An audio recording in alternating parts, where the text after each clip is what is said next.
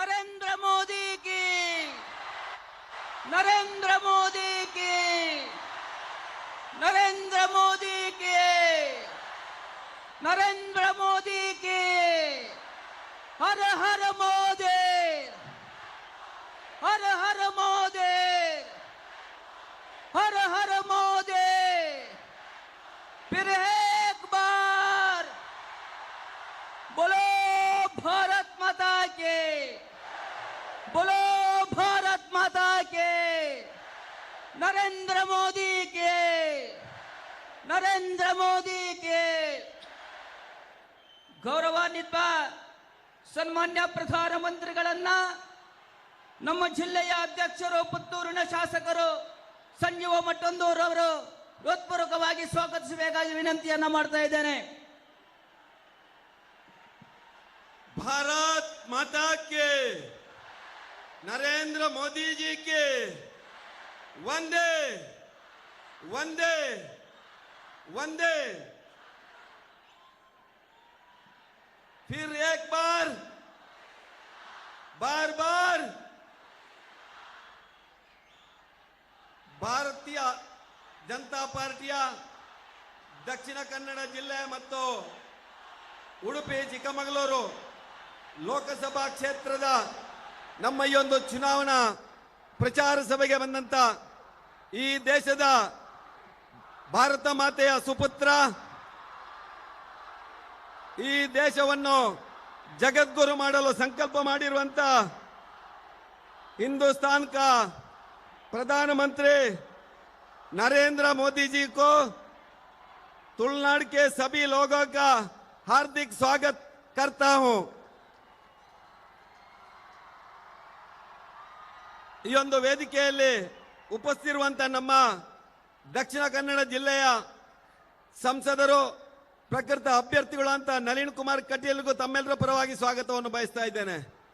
ಉಡುಪಿ ಚಿಕ್ಕಮಗಳೂರಿನ ಸಂಸದರು, ಪ್ರಕೃತ ಅಭ್ಯರ್ಥಿಗಳು ಅಂತ ಶೋಭಾ ಕರಂದ್ಲಾಜೆ ಅವರಿಗೂ ತಮ್ಮೆಲ್ಲರ ಪರವಾಗಿ ಸ್ವಾಗತವನ್ನು ಬಯಸ್ತಾ ಇದ್ದೇನೆ. ವೇದಿಕೆಯಲ್ಲಿ ವಿರಾಜಮಾನರಾಗಿರುವಂತ ಎಲ್ಲ ನಮ್ಮ ಅತಿಥಿ ವರ್ಯರಿಗೆ ಸ್ವಾಗತವನ್ನು ಬಯಸ್ತಾ, ಇವತ್ತು ದಕ್ಷಿಣ ಕನ್ನಡ ಜಿಲ್ಲೆಯಲ್ಲಿ ಅರಬ್ಬಿ ಸಮುದ್ರದ ಅಲೆಗಳ ಆ ಒಂದು ಅಬ್ಬರವನ್ನು ನೆನಪಿಸುವ ರೀತಿಯಲ್ಲಿ, ಸುನಾಮಿ ರೀತಿಯಲ್ಲಿ ಬಂದಂತ ನಮ್ಮೆಲ್ಲ ದೇವದುರ್ಲಭ ಕಾರ್ಯಕರ್ತರು, ಮತದಾರ ಬಾಂಧವರಿಗೂ ನಾನು ಹಾರ್ದಿಕ ಸ್ವಾಗತವನ್ನು ಬಯಸ್ತಾ ಇದ್ದೇನೆ. ಬಂದಂತ ಎಲ್ಲ ಮಾಧ್ಯಮದ ಮಿತ್ರರಿಗೂ ಮತ್ತೊಮ್ಮೆ ಸ್ವಾಗತವನ್ನು ಬಯಸ್ತಾ ಎಲ್ರಿಗೂ ಶುಭವನ್ನು ಆಶಿಸ್ತಾ ಇದ್ದೇನೆ.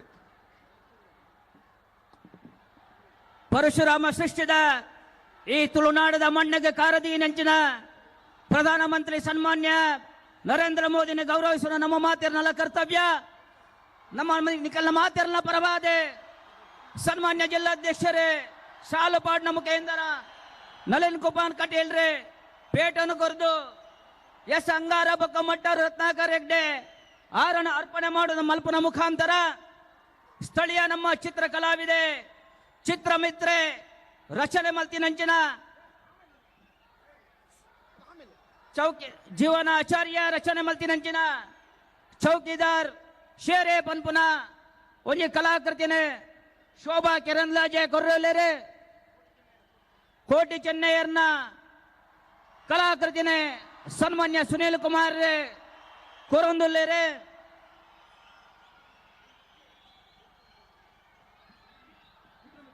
ಚಿತ್ರಮಿತ್ರ ಕುಡ್ಲದ ಕಲಾವಿದೆ ರಚನೆ ಮಲ್ತಿನಂಚಿನ ಪ್ರಧಾನಮಂತ್ರಿನ ಮಾತೃಶ್ರೀನ ಭಾವಚಿತ್ರ ಈತ ಅನಾವರಣ ಒಂದುಂಡು.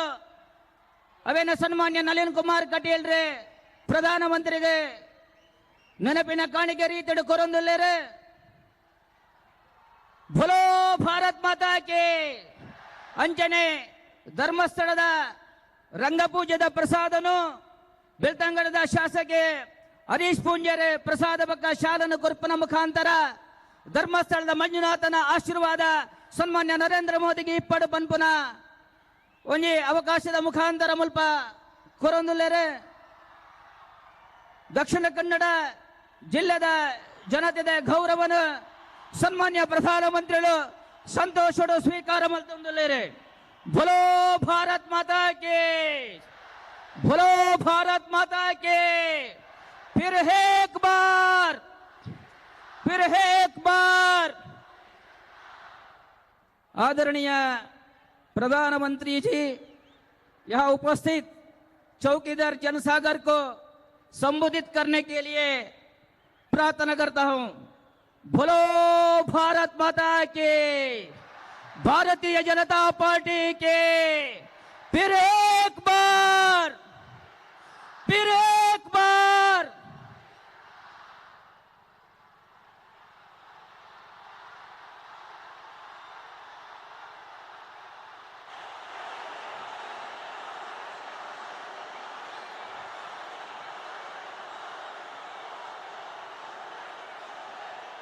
भारत माता की, भारत माता की। ये जो ऊपर है, आप सुरक्षित है क्या?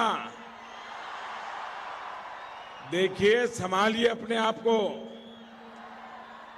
अगर आपको कुछ हो गया तो मुझे बहुत दुख होगा।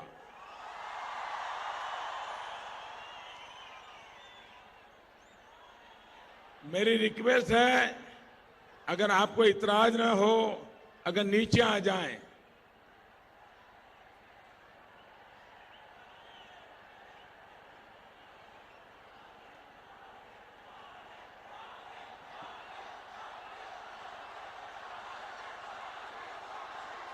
नीचे आ जाइए। देखिए, ऐसा रिस्क नहीं लेना चाहिए। मैं तो आपका ही हूं, दोबारा आऊंगा, फिर मिलूंगा।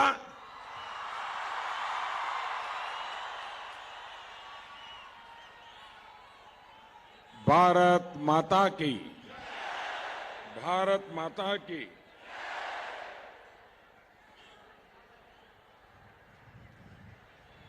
मंगलूरू, उडुपी मत्थु, ಚಿಕ್ಕಮಗಳೂರು ಜಿಲ್ಲೆಯ ಆತ್ಮೀಯ ನಾಗರಿಕ ಬಂಧುಗಳಿಗೆ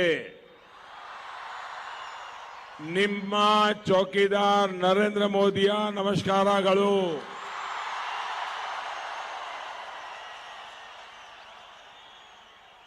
मंदिरों, मठों, आस्था, आध्यात्म, संस्कृति, ज्ञान और राष्ट्रवादियों की पावन भूमि को मैं आदरपूर्वक नमन करता हूं। राम नवमी की आप सभी को बहुत बहुत शुभकामनाएं। 14 अप्रैल कल हमारे देश के संविधान निर्माता बाबा साहब भीमराव अंबेडकर जी की जन्म जयंती भी है। मैं उन्हें भी श्रद्धापूर्वक नमन करता हूं। मैं पूछ रहा था कि क्या कन्नड़ में इंटरप्रिटेशन की जरूरत है क्या? आप सबका मत यही है। हम तो लोकतंत्र वाले हैं, आप जो कहेंगे वो करेंगे। लेकिन भाइयों बहनों, मंगलुरु में इसी मैदान में मैं कई बार आया हूं, लेकिन आज ऐसा लग रहा है जैसे केसरिया समंदर लहरा रहा है।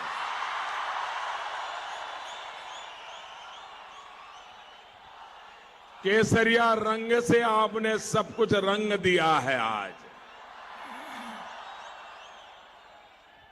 और मैं एयरपोर्ट से यहां आया, बड़ा लंबा सफर होता है। जब मैं देख रहा था कि पूरे रास्ते भर दोनों तरफ ह्यूमन चेन नहीं, ह्यूमन वॉल बना हुआ था, तो मेरे मन में शक हुआ कि इतने लंबे रास्ते पर लाखों लोग खड़े हैं, तो यहां कौन होगा? लेकिन मैं हैरान हूं, वहां भी उतने ही लोग और यहां भी उतने ही लोग। साथियों, जब भी दक्षिण कन्नड़ा और उडुपी आता हूं तो आपका ये स्नेह देखकर अभिभूत हो जाता हूं। आपके इसी विश्वास ने मुझे देश हित में बड़े और कड़े फैसले लेने की ताकत दी है। ये मोदी है जो सिर्फ मक्खन पे लकीर करने वाला नहीं, ये पत्थर पर भी लकीर करता है। इन फैसलों में आपने जो साथ दिया है उसके लिए मैं आज मंगलुरु की धरती से पूरे कर्नाटक का, पूरे हिंदुस्तान का हृदय से धन्यवाद करता हूं। मैं पिछले 5 साल जो कुछ भी कर पाया हूं, भाइयों बहनों, आप मुझे बताइए, आज दुनिया में हिंदुस्तान का डंका बज रहा है कि नहीं बज रहा है? भारत का जय जयकार हो रहा है कि नहीं हो रहा है? अमेरिका में भी हो रहा है कि नहीं हो रहा है? इंग्लैंड में भी हो रहा है कि नहीं हो रहा है? रशिया में भी हो रहा है कि नहीं हो रहा है? कनाडा में भी हो रहा है कि नहीं हो रहा है? ये क्यों हो रहा है?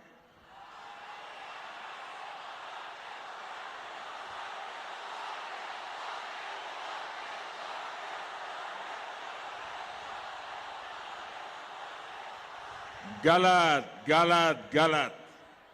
ये मोदी के कारण नहीं हो रहा है, ये आपके एक वोट के कारण हो रहा है।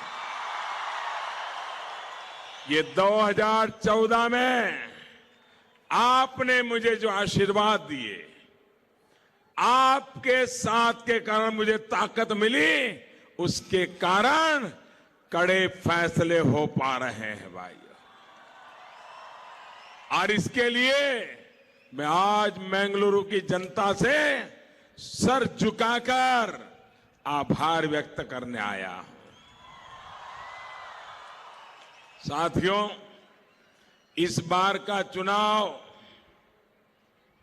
कौन सांसद बने, कौन प्रधानमंत्री बने, कौन मंत्री बने, ये सिर्फ सरकार चुनने के लिए चुनाव नहीं है, लेकिन 21वीं सदी के भारत, नया भारत कैसा होगा, हम सब ने ये तय करना है। इस चुनाव में फैसला करना है। नए भारत के संस्कार और प्रेरणा क्या होगी, ये आप सभी को तय करना है। करेंगे ना? करेंगे ना? अपना पराया तो नहीं देखेंगे ना? गीला शिकवा तो नहीं करोगे ना? देश की चिंता करोगे ना? देश के लिए वोट करोगे ना? पक्का? पक्का? साथियों, कांग्रेस, जेडीएस और उस जैसे अनेक दलों की प्रेरणा परिवारवाद है और हमारी प्रेरणा राष्ट्रवाद है। वो अपने परिवार के आखिरी सदस्य तक को सत्ता का लाभ देने के रास्ते खोजते रहते हैं। हम समाज की आखिरी पंक्ति में खड़े वो लोग उनको आगे लाने के लिए मेहनत कर रहे हैं। उनका दर्शन वंशोदय है, हमारा दर्शन अंत्योदय है। उनके वंशोदय से भ्रष्टाचार और अन्याय पैदा होता है। हमारे अंत्योदय से पारदर्शिता और ईमानदारी की प्रतिष्ठा बढ़ती है। उनका वंशोदय अपनी ही पार्टी के वरिष्ठ नेताओं को नजरअंदाज करता है। हमारा अंत्योदय एक चाय वाले तक को प्रधानमंत्री बना देता है।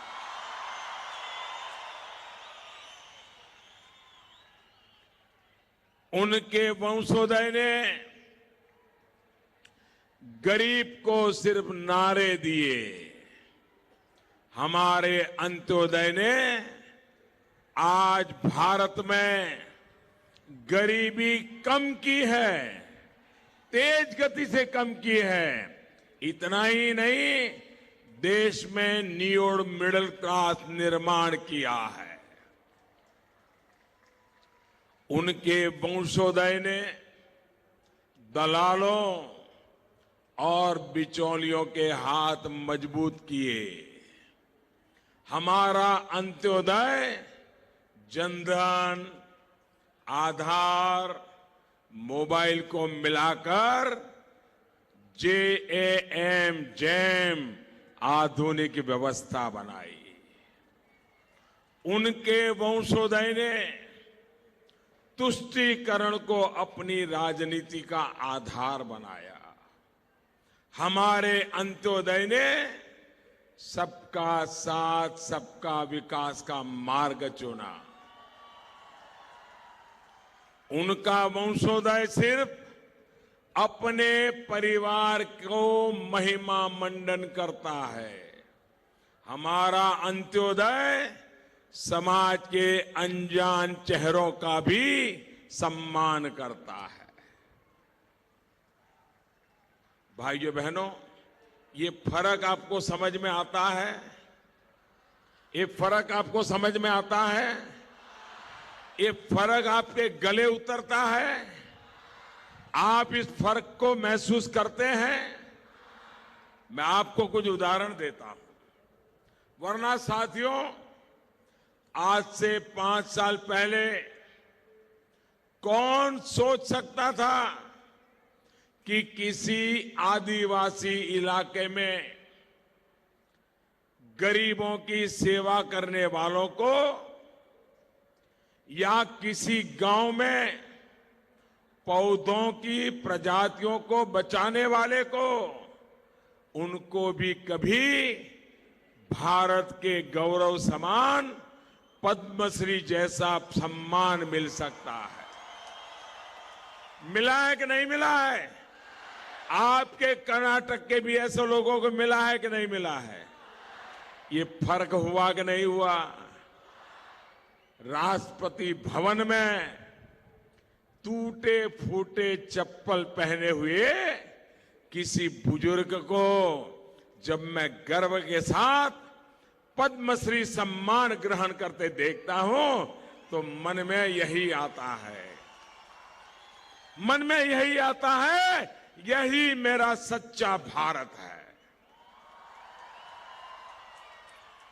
अपने सामर्थ्य पर भरोसा करने वाला भारत, अपने संसाधनों पर भरोसा करने वाला भारत, अपने सपनों पर भरोसा करने वाला भारत। अफसोस कि कांग्रेस ने स्वतंत्रता के बाद इस भारत को, हमारे भारत को वो शासन नहीं दिया जिसके लिए हिंदुस्तान हकदार था। भाइयों और बहनों, कांग्रेस को 20वीं सदी ने एक मौका दिया। वो मौका उसने एक परिवार को समर्पित कर दिया, गंवा दिया। हुआ कि नहीं हुआ ऐसा? सब एक ही परिवार के लिए हुआ कि नहीं हुआ? अभी मैं रामनाथपुरम से आ रहा हूं। आपको मालूम है वहां हमने अब्दुल कलाम जी का एक बहुत बड़ा स्मारक बनाया है।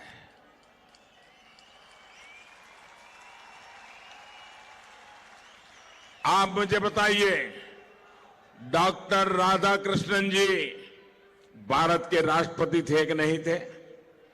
थे कि नहीं थे? हमारे कर्नाटक का गौरव थे कि नहीं थे?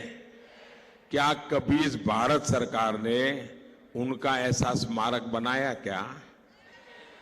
उनके परिवार के ढेर सारे स्मारक हैं, लेकिन इस देश के किसी पूर्व राष्ट्रपति को ऐसा सम्मान नहीं दिया गया। यही इनके परिवार का मामला था। भाइयों बहनों, डॉक्टर राधाकृष्णन जी ने अपना पूरा जीवन कर्नाटक की सेवा में खपा दिया था। खपाया था कि नहीं खपाया था? भाइयों बहनों, अब 21वीं सदी कांग्रेस को उसके गुनाहों की सजा दे रही है। साथियों, आज यानी 13 अप्रैल को जलियांवाला बाग नरसंहार के 100 वर्ष हो रहे हैं। मैं इस बर्बर नरसंहार में शहीद हुए प्रत्येक व्यक्ति को नमन करता हूं, उन्हें श्रद्धांजलि देता हूं। साथियों, जो राष्ट्र अपने बलिदानियों, अपनी परंपराओं, अपने इतिहास को भूल जाता है, जो जड़ों से कट जाता है, वो मिट जाता है। आज मोदी जब अपने इन शहीदों को याद करता है तो कांग्रेस और उसके साथियों को दिक्कत होती है। जब जलियांवाला बाग के शहीदों के नाम पर दिल्ली में याद-ए-जलियां म्यूजियम बनता है तो इन्हें मोदी आंख में खूंचने अखरता है, दुख होता है।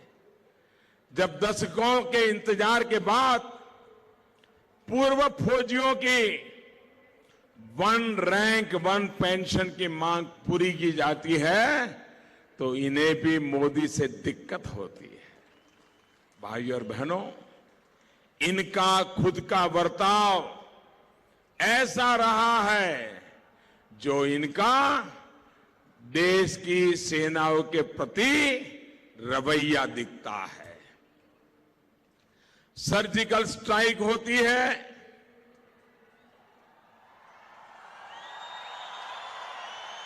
तो ये लोग सबूत मांगने के लिए निकल पड़ते हैं। भाइयों बहनों, आपको इस देश के सपूतों पर भरोसा है कि नहीं है?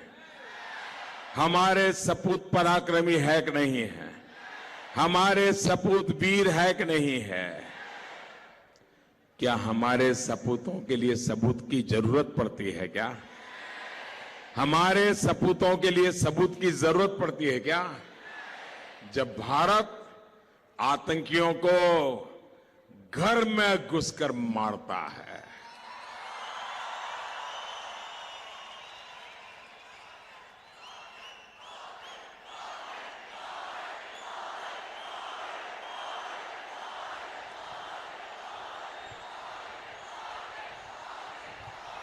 जब भारत आतंकियों को घर में घुसकर मारता है तो ये पूरी पलटन, ये महामिलावटी लोग सेना के पराक्रम पर भी सवाल उठाने के लिए आगे आ जाते हैं। ये लोग इतने नीचे गए हैं कि देश के सेनाध्यक्ष को भी गली का गुंडा कहते हैं, गली का गुंडा। इन्होंने शर्म करनी चाहिए कि नहीं करनी चाहिए? शर्म करनी चाहिए कि नहीं करनी चाहिए? लेकिन ये करेंगे क्या? शर्म हो तो करे ना। इतना ही नहीं, देश के सेनाध्यक्ष को झूठा है यहां तक बोल देते हैं। साथियों, जो राष्ट्र अपने बलिदानियों, अपनी परंपराओं, अपने इतिहास को भूल जाते हैं, उनसे कभी भी हम ऐसी अपेक्षा नहीं कर सकते। लेकिन कांग्रेस और उसके सहयोगियों ने भारत की परंपराओं मजबूत करने के बजाय उन्हें अपने हाल पर छोड़ दिया। भाइयों और बहनों, मैं सिर्फ एक उदाहरण देता हूं। राजनीति, कोर्ट, चुनाव सब अपनी जगह है, लेकिन आज की सच्चाई यही है कि अपनी आस्था जताना भी अपराध बन गया है, उसे आपराधिक करार किया जाता है।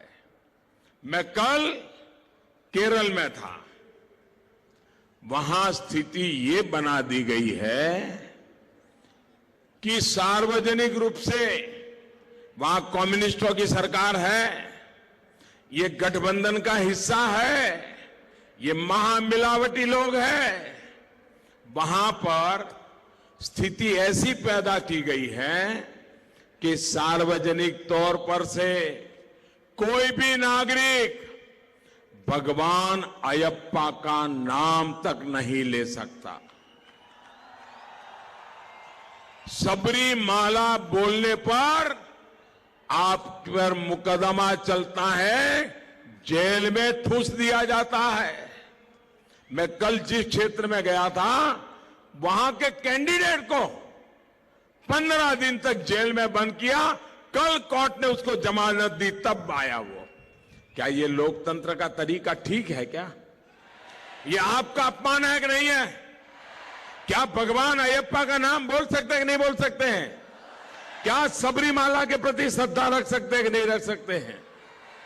साथियों, महामिलावट के इस कांग्रेसी कल्चर ने सिर्फ हमारी परंपराओं को नहीं नुकसान पहुंचाया, डिफेंस को भी उन्होंने कमजोर किया है, हमारी इकोनॉमी को भी तबाह करने में कोई और कसर नहीं छोड़ी है। देश के बैंकिंग सेक्टर को तो ये लोग 2014 में वेंटिलेटर पर छोड़ करके गए थे। साथियों, आप इसे अच्छी तरह समझ सकते हैं, क्योंकि ये हमारा मंगलुरु और उडुपी, ये तो देश की बैंकिंग क्षेत्र की धरोहर रहा है।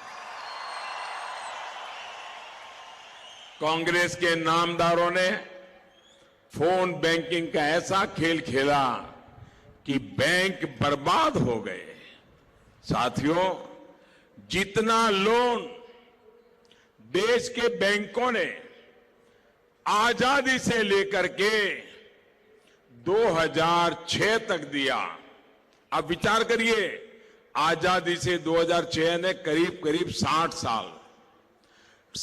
साल में बैंकों ने जितना लोन दिया, इन्होंने 2006 से 2014 उससे भी 2 गुना लोन दे दिया। बताइए कितना कमीशन निकला होगा, ये तो जांच करने पर पता चलेगा।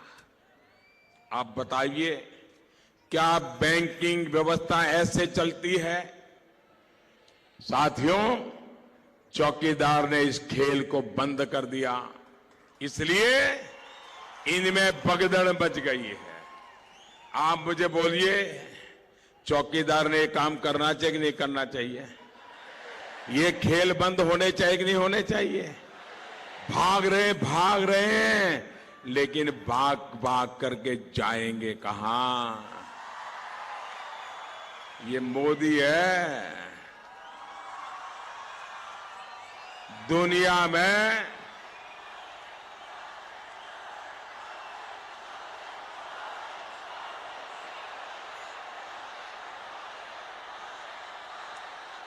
दुनिया में कहीं पर भी छिपे ये चौकीदार उनको ला करके रहेगा। आपने देखा होगा 3 लोग तो जेलों में पड़े हैं। एक मिशेल मामा को ले आए हम, एक सक्सेना को ले आए, एक मिस्टर तलवार को ले आए। इनको पता चलना चाहिए 3 आए तो और भी आने वाले हैं। भाइयों बहनों, बच्चों की पढ़ाई हो, युवा की कमाई हो या फिर किसान की सिंचाई, हर स्तर पर हमने काम किया है। चौकीदार की सरकार देश के करीब 12 करोड़ किसान परिवारों के बैंक में खाते में हर वर्ष 75,000 करोड़ रुपए जमा कर रही है। लेकिन यहां कांग्रेस जेडीएस की सरकार ने इसमें भी अपना खेल खेला है। देश के अनेक राज्यों में पीएम किसान योजना की पहली और दूसरी किस्त मिलनी शुरू हो गई है, लेकिन कर्नाटक के लाखों किसान भाई, हमारी किसान बहनें अब भी इंतजार कर रही है। कारण ये है कि यहां की सरकार ने भारत सरकार को किसानों की लिस्ट देनी थी, उसमें भी राजनीति का रंग लगा दिया और लिस्ट देने के लिए तैयार नहीं है। 10 बार मांगते हैं तो छोटी सी चिट्ठी पकड़ा देते हैं। क्या यहां के किसानों को लाभ मिलना चाहिए कि नहीं मिलना चाहिए? मिलना चाहिए कि नहीं मिलना चाहिए? ये जो कर्नाटक की सरकार रोक रही है वो किसानों की दुश्मन है कि नहीं है? उनको सजा मिलनी चाहिए कि नहीं मिलनी चाहिए? अरे खुद कर्ज माफी का वादा किया, वो तो निभाया नहीं। दूसरा कोई करे तो उसको होने नहीं देंगे। और इसलिए इन महामिलावटियों की जमानत जब्त होना जरूरी है। करोगे? पक्का करोगे? वादा? भाई और बहनों, हमारी सरकार अपने मछुआरे भाई और बहनों के विकास पर भी पूरा ध्यान दे रही है। जो हमारे मछुआरे साथी हैं, उनके लिए आजादी के बाद पहली बार देश में हमने निर्णय किया है 23 मई को चुनाव नतीजे आएंगे। 23 मई को फिर एक बार 23 मई को जब फिर एक बार मोदी सरकार बनेगी तो हमारी नई सरकार, हम फैसला लेकर के बैठे हैं कि मछुआरों के लिए अलग मंत्रालय होगा, फिशरमैन की अलग मिनिस्ट्री होगी। किसान क्रेडिट कार्ड की सुविधा से भी उन्हें मदद मिलनी शुरू हुई है। इसके अलावा सरकार ट्रॉलर्स को डीप सी फिशिंग बोट में अपग्रेड करने के लिए आर्थिक मदद भी दे रही है। मछुआरों को नाविक डिवाइस भी दिया जा रहा है ताकि समय पर हमारे मछुआरों को संकट के समय सुरक्षा मिल सके। बीजेपी ने मछुआरों के लिए मत्स्य संपदा योजना शुरू करने का भी ऐलान किया है। भाई और बहनों, नए भारत के लिए जितने भी संकल्प इस चौकीदार ने लिए हैं, वो आपके सहयोग से ही पूरे हो पाएंगे। आपको इस बार और मजबूती से कमल खिलाकर चौकीदार को सशक्त बनाना है। अभी अभी हमारा असेंबली का चुनाव हुआ, थोड़ी सी कमी रह गई, पूरा कर्नाटक बर्बाद हो गया कि नहीं हो गया? छोटी सी गलती ने कितना बड़ा नुकसान कर दिया। क्या अब कर्नाटक फिर से एक बार ऐसा नुकसान होने देगा? पिछली बार जो कमी रह गई है उसको ब्याज समेत पूरा करेंगे हम। भाइयों बहनों, ये मिलावटी लोगों को मजबूर सरकार चाहिए। आप लोगों को कैसी सरकार चाहिए? आपको कैसी सरकार चाहिए? उनको मजबूर सरकार चाहिए, हम सबको मजबूत सरकार चाहिए। अगर मजबूत सरकार चाहिए तो चौकीदार भी तो मजबूत होना चाहिए ना। आपकी मदद के बिना चौकीदार मजबूत हो सकता है क्या? ये चौकीदार को मजबूत करेंगे। मेरे साथ बोलिए, मैं भी। पूरी ताकत से बोलिए, ऐसे नहीं। मैं भी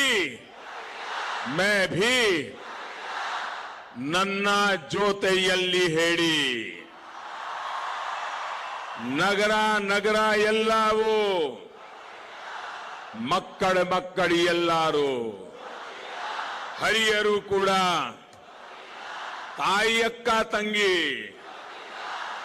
ಮನೆ ಮನೆಯಲ್ಲಿ ಅಲ್ವಾ ಭೂಮಿಯಲ್ಲೂ ಪಾರ್ಕ್ನಲ್ಲೂ ದೇಶದ ಒಳಗಡೆ ದೇಶದ ಗಡಿಯಲ್ಲೂ ಡಾಕ್ಟರ್ ಇಂಜಿನಿಯರ್ ಕೂಡ ಶಿಕ್ಷಕ ಪ್ರೊಫೆಸರ್ ಕೂಡ ರೈಟರ್ ಜರ್ನಲಿಸ್ಟ್ ಕೂಡ ಕಲೆಗಾರನು ಕೂಡ ರೈತ ಕಾರ್ಮಿಕ ಕೂಡ ವ್ಯಾಪಾರಿ ಕೂಡ ವಕೀಲರು ಕೂಡ विद्यार्थी ಕೂಡ। बहुत बहुत धन्यवाद भाइयों। मेरे साथ बोले, भारत माता की, भारत माता की, भारत माता की। धन्यवाद।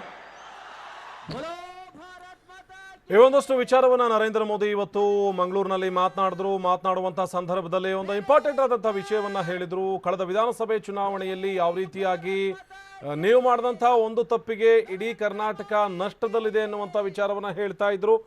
ಏನು ಬಿಜೆಪಿ ಸರ್ಕಾರ ರಚನೆ ಮಾಡೋದಕ್ಕೆ ಕಡಿಮೆ ಆಯಿತು ಶಾಸಕರ ಸಂಖ್ಯೆ, ಆ ವಿಚಾರವನ್ನ ಇಟ್ಕೊಂಡು ಮಾತನಾಡ್ತಾ ಇದ್ರು। ಏನೋ ಮಹಾಗಠಬಂಧನ್ಗೆ ಮಜಬೂರ್ ಸರ್ಕಾರ ಅಂದ್ರೆ ಈ ಗಟ್ಟಿತನವಾದಂತಹ ಸರ್ಕಾರ ಬೇಕಾಗಿಲ್ಲ, ಸದೃಢವಾದಂತಹ ಸರ್ಕಾರ ಬೇಕಾಗಿಲ್ಲ, ಆದ್ರೆ ನಮ್ಮೆಲ್ಲರಿಗೂ ಕೂಡ ಗಟ್ಟಿಯಾದಂತಹ ಸರ್ಕಾರ, ಸದೃಢವಾದಂತಹ ಸರ್ಕಾರ ಬೇಕು ಅನ್ನುವಂತಹ ಮಾತುಗಳನ್ನು ಆಡ್ತಾ ಇದ್ರು। ಅದರ ಜೊತೆಗೆ ನಡೆದಂತಹ ಹಲವಾರು ಕಾರ್ಯಕ್ರಮಗಳ ವಿಚಾರವಾಗಿ ಏನೇನು ಬಿಜೆಪಿ ಕಾರ್ಯಕ್ರಮಗಳನ್ನ ಕೊಟ್ಟಿದೆ, ಸರ್ಕಾರ ಏನೇನು ಮಾಡಿದೆ, ಇಲ್ಲಿರುವಂತಹ ಮೀನುಗಾರರಿಗೆ ಸರ್ಕಾರ ಏನೇನು ಮಾಡಬೇಕು ಅನ್ನುವಂತಹ ಯೋಜನೆಯನ್ನ ಇಟ್ಕೊಂಡಿದೆ, ಆ ಎಲ್ಲಾ ವಿಚಾರವನ್ನು ಕೂಡ ಜನರ ಎದುರುಗಡೆ ಮಾತನಾಡುವಂತಹ ಪ್ರಯತ್ನವನ್ನ ಮಾಡಿದ್ರು। ಅದರ ಜೊತೆಗೆ ರಾಜ್ಯದಲ್ಲಿರುವಂತಹ ಸಮ್ಮಿಶ್ರ ಸರ್ಕಾರದ ವಿರುದ್ಧವೂ ಕೂಡ ಮಾತನಾಡುವಂತಹ ಕೆಲಸವನ್ನ ನರೇಂದ್ರ ಮೋದಿ ಮಾಡಿದ್ರು। ಏನೋ ಆರಂಭ ಆಗೋದಕ್ಕೂ ಮುನ್ನ ಅಂದ್ರೆ ಅಲ್ಲಿ ಬಂದವರು ಮಾತನಾಡುವಂತಹ ಸಂದರ್ಭದಲ್ಲಿ ಒಂದು ವಿಚಾರವನ್ನ ಹೇಳ್ತಾ ಇದ್ರು, ನಾನು ವಿಮಾನ ನಿಲ್ದಾಣದಿಂದ ನಡೆದುಕೊಂಡು ಅಂದ್ರೆ ವಿಮಾನ ನಿಲ್ದಾಣದಿಂದ ಬರ್ತಾ ಇದ್ದೆ, ತುಂಬಾ ದೂರದ ರಸ್ತೆ ಇದು, ಬರ್ತಾ ಇದ್ದಂತ ಸಂದರ್ಭದಲ್ಲಿ ಜನಗಳನ್ನ ನೋಡಿ ನನಗೆ ಸಂಶಯ ಇತ್ತು ಅನ್ನುವಂತಹ ಮಾತುಗಳನ್ನು ಕೂಡ ಆಡ್ತಾ ಇದ್ರು।